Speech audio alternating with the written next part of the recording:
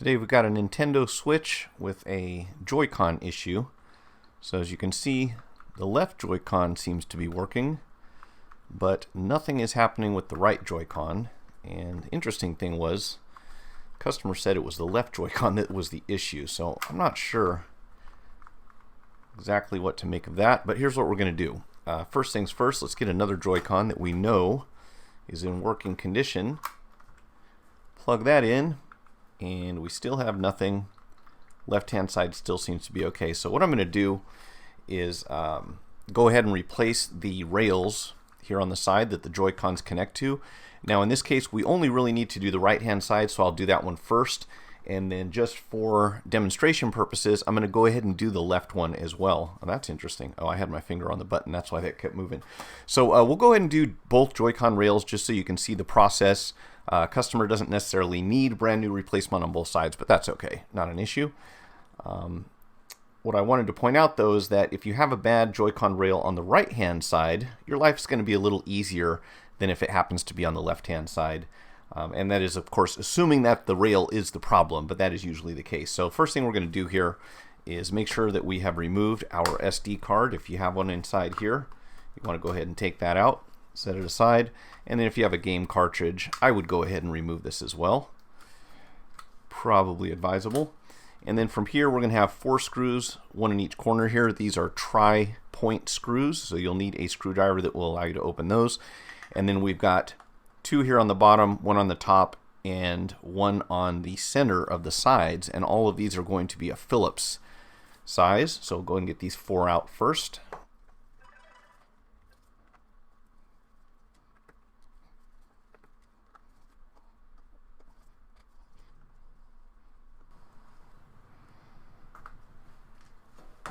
Okay, from here you're going to have 3 screws that are kind of a pain. There's one right here on the top, and it is not going to want to stick to a screwdriver even when it's magnetized. So you're going to have to be careful with these, and putting them back in is kind of a headache. They're made of some sort of alloy that does not stick to magnets, so that's kind of a bummer. And half the time you're going to be missing 1 or maybe more of these screws. They just tend to fall out. There's not a lot holding them on the inside. But if we have all of them to start with, we'll try to keep everything original. And then you're always going to have to remove this center screw. In the case of replacing these rails, we'll have to take out all 5 of these screws, but I'm going to come back to that once we have it opened up on the inside, just so that we can confirm that this is the process that's required. And if you're watching this video, I'm going to say that is in fact the case, because if it wasn't, then I would not be publishing. Alright, so after you've got all those screws out, go ahead and flip it over the back side, and this is going, you might want to open this because we also have one last screw down here where the SD card was. This is a very short screw, and if you look closely, I don't know if you can see this, but it looks like we may have some corrosion. I'll have to put this under the microscope, but that white discoloration on the top of the screw head, that looks like corrosion, so I suspect there's probably been some moisture on the inside. Hopefully that's not going to be an issue. Go ahead and open this up, and then to remove this metal panel, you're going to have 7 silver screws that come out. There's going to be 1, 2, 3, 4, 5, 6, and 7.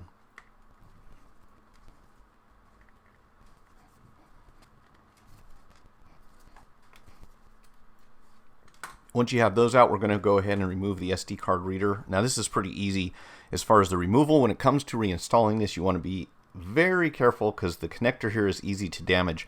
But if you just grab this and lift it straight up, it'll unplug no problem. Again, the challenge is when you put this back in, you've got to align it perfectly, otherwise you're going to damage that connector on the motherboard. And I'll show you another video where I had to replace those, because that happens quite a bit. Now at this point, the only thing really holding this together is a bit of thermal paste underneath here, so you might feel a slight resistance when you lift, but that should pop right out like so. And the first thing we always want to do is disconnect our battery so we don't have any power flowing through this while we're working on it.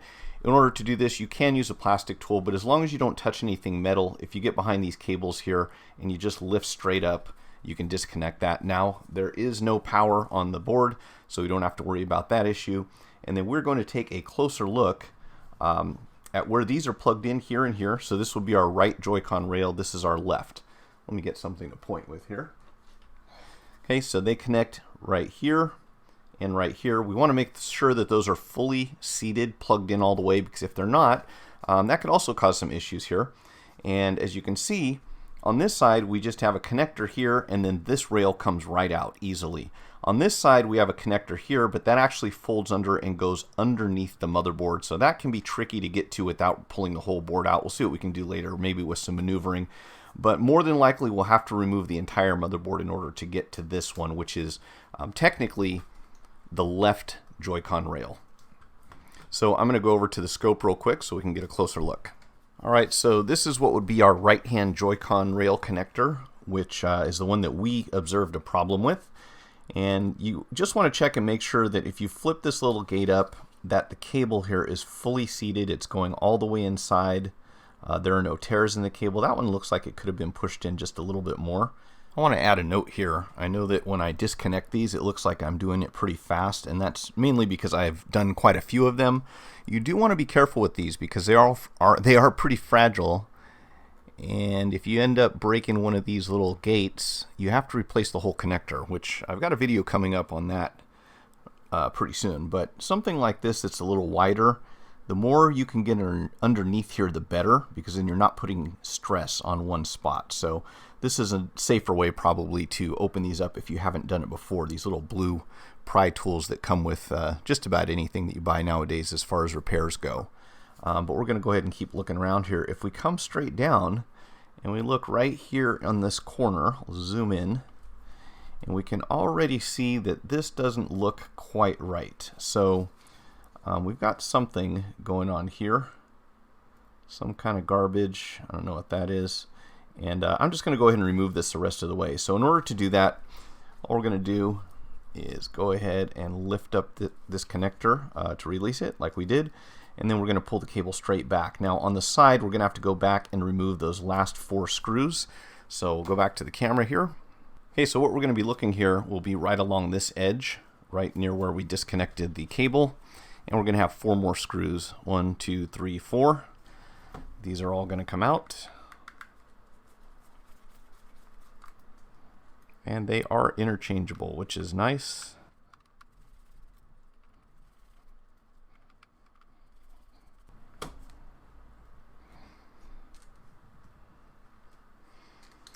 Okay, and this is just going to lift up and away like so.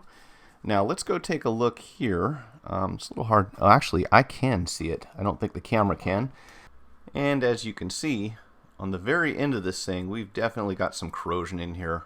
See if we can zoom in a little more. Yeah, so this does not look healthy, and is quite likely the reason that we're having problems with this. So again, we're just going to go ahead and replace this entire rail. So I'll go back over here to the camera. And probably the only tricky thing here is getting the cable from our new Joy-Con. Grab the wrong one. Okay, so this is our new one here. And fortunately, it is already pre-bent into the correct position. So sometimes what you're going to have to do, well, it's pretty close anyways. So a lot of times what you'll have to do is keep your old one as a guide, and we're going to try to kind of pre-bend the cable into the same configuration that it is here. So let's see, right now we're like this. We need to come down and then over to the left, roughly. Don't bend the crease too far. You just want to be close. And then I probably should do this under the microscope as well, but let's see if we can eyeball it. This will be the easy part, of course, getting this down in here. We're just going to, yeah, I'll come back to that in a second. Let's go ahead and get our screws installed.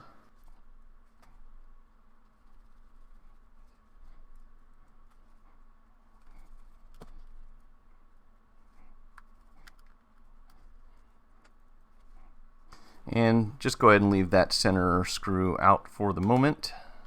All right, so here's our cable, which is close to being in the right position. So you're going to have to maneuver this a bit. Let's see. Let's get our old one as a guide. Okay, so you see how it's a little complicated. That goes down. Actually, I think the factory bent this in the wrong position. So we want this to be up a little higher. It's actually going to make a circle. So this should have not been bent in the middle. Should have been bent a little bit higher up here. And then the whole thing just kind of does a clockwise maneuver to where it comes around like this. Why? I don't know. Well, somehow I managed to go off camera in that last shot, and I wanted you to be able to see how this thing is situated in here. So you got the cable running down here this way, and then like I said, it kind of wraps around, makes a loop, and then you want to make sure that these contacts are facing down towards the board, and then we'll just slide this in like so. And do make sure that's fully seated, because if you still don't have Joy-Con functionality, it can be because these are not plugged in all the way. So once we get this installed, just go ahead and clamp that down, and then we will continue with this video. Okay, for this one, we are going to go ahead and take out the 4 remaining screws from the side.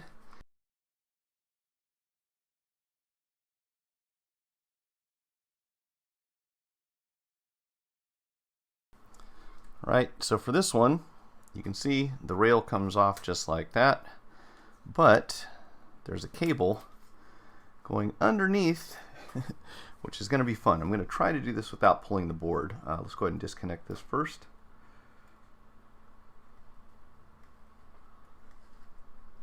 Why aren't you unplugging? Okay, there we go. Now, if we're lucky, yeah, that's not going to work. Okay, so here's what I'm going to do. We're going to try loosening this screw. Actually, probably don't even need to remove it, but I'll take it all the way out.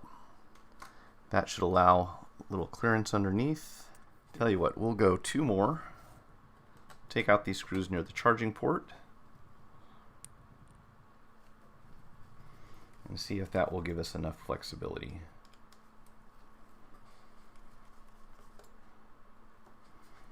I generally just pull the entire motherboard, but I was trying to make this a little easier. Okay, so now we should lift this up a little bit, and I think we can just pull our cable out like so.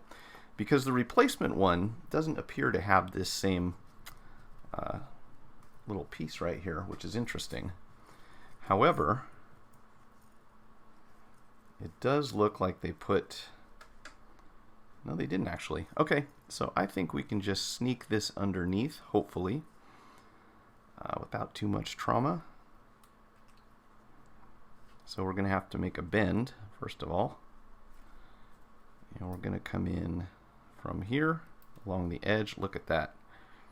We do not have to pull the entire motherboard out this time. So only slightly more difficult. And you want to make sure that's aligned. I will go back under the scope here in a second, but you know what? I think I can see this well enough from here. Bear with me, because looking at this from this angle is tricky. All the cameras on.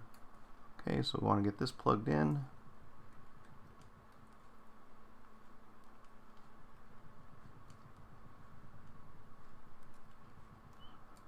Okay, I think we are inserted all of the way. Okay, so that should be good. This will go here, and I think we'll be okay. We'll get underneath the power cable. Wish that would sit down a little further, but I think it'll be fine. Come like this. There you go. Alright, so let's get our screws back in.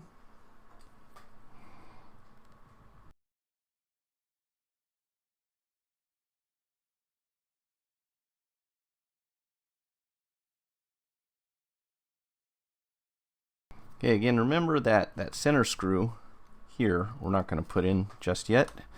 And just out of curiosity, I'm wondering if this has any issues. Yeah, I don't see any signs of corrosion on this one, so this is probably a healthy Joy-Con, but we're going to go ahead and replace it anyways.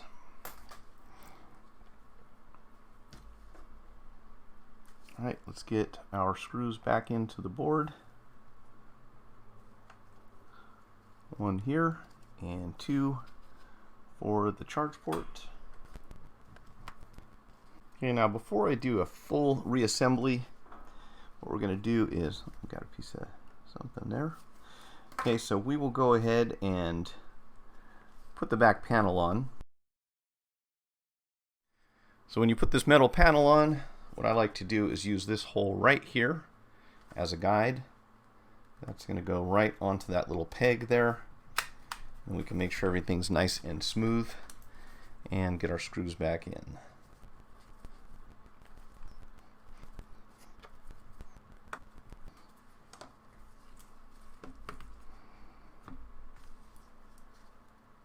Okay, so if you take a look at the connector itself, first of all, it's very fragile, so you want to be careful.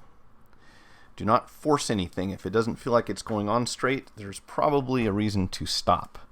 But take a look at this side so that you can actually get an idea of where the connector is before you put it on. That should make it a little easier to align.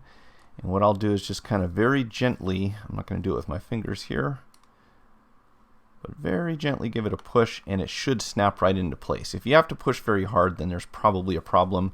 And if it's not aligned properly, you're going to run into some issues for sure. So what we're going to do now, I can't zoom out anymore. Actually, let's do this.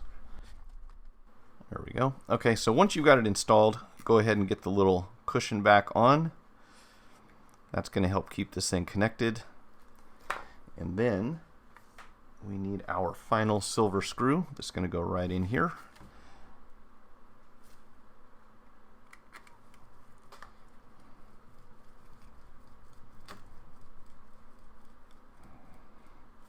And we can finish this thing up.